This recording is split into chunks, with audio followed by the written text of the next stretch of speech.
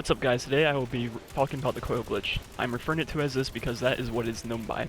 This video is not intended to change your opinion. It is intended to educate people on this topic. And using this information, you are free to form your own opinion. That is the beauty of life. So let's get right into this.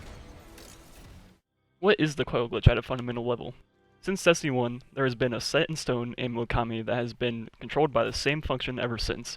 Whenever you switch weapons, the game looks at what percent of your full ammo you have, and then gives you that same percent in the other weapon. The only weapons that don't follow this function are power weapons. They first look at the percent of the first weapon, and subtract 70% of that, then they give you this new percent in the new weapon you switch to. So, what does that mean? For example, you have 6 rockets, and the max rockets is 6. So you have 100% of your first weapon, so you subtract 70%, which leaves 30%.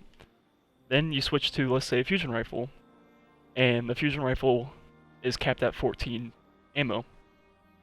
When you switch, 30% of 14, which is the max ammo, is 4.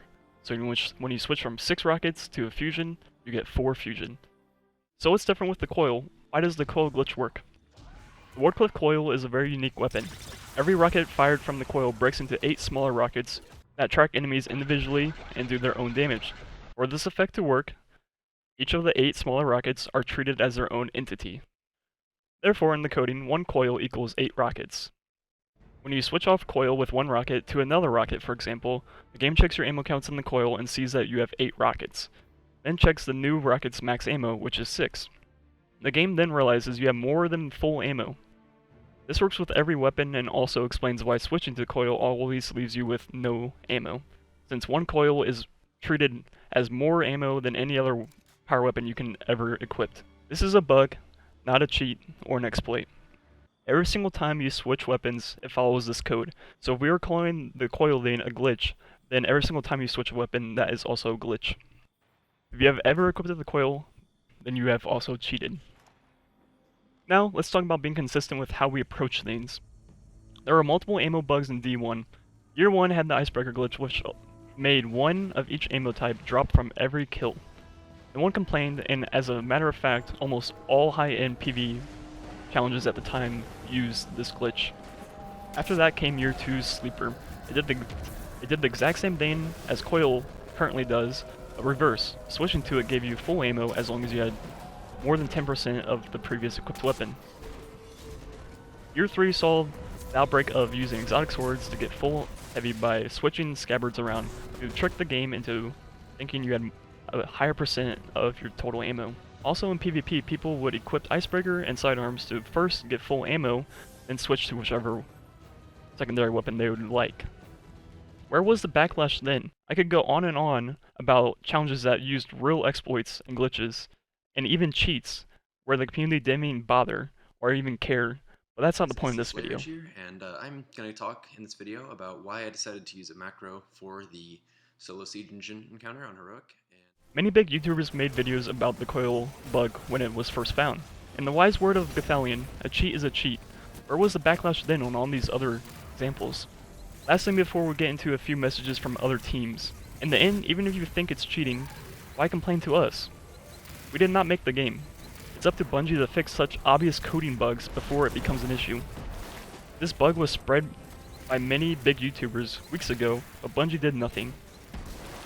Also, they took 1 hour to review runs, and clearly watched all the runs before they handed out Worlds First.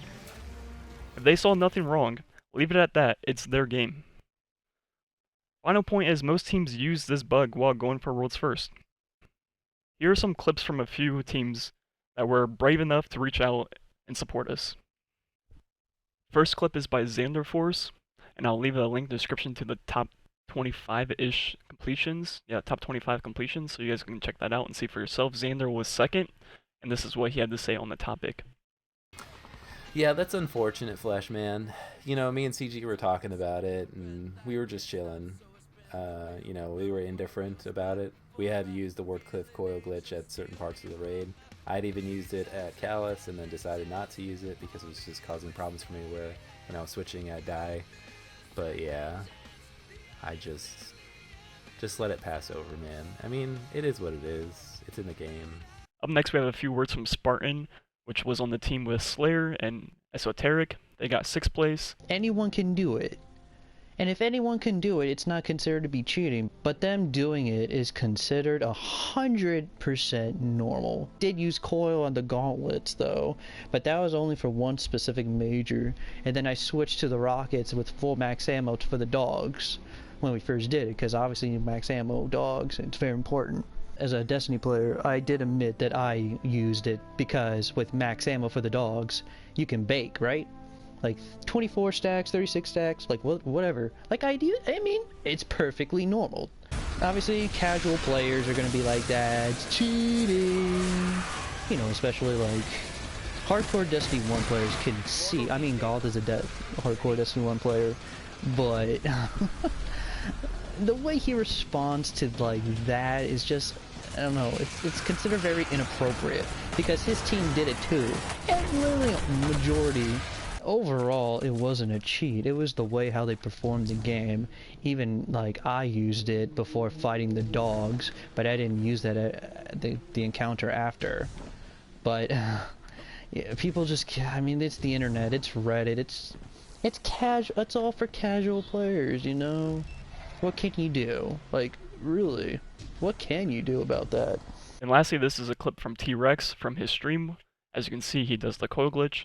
This one, he didn't reach out to us, but his teammate Gathalion personally attacked us publicly while his own teammate was doing the glitch. So that's why this one's included. Wait, there's power for Teawrex. Thank you.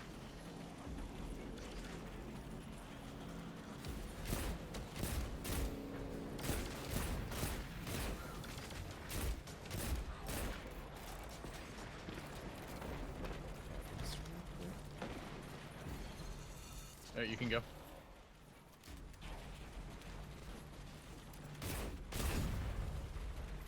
I could probably look through almost everyone in the top 25's completion and probably say 95% of them use this glitch at one point in time or another. But that's not the point of this video. I'm only going to show the ones that reached out to me or personally attacked us. So, final point is if our direct competition did not care at all that we did it and even did it themselves, and clearly is by no way cheating if everyone was doing it. No one had advantage over anyone else. Everyone was on equal playing field. And if you got rid of the coil glitch and no one used it, the same margins of times would be seen.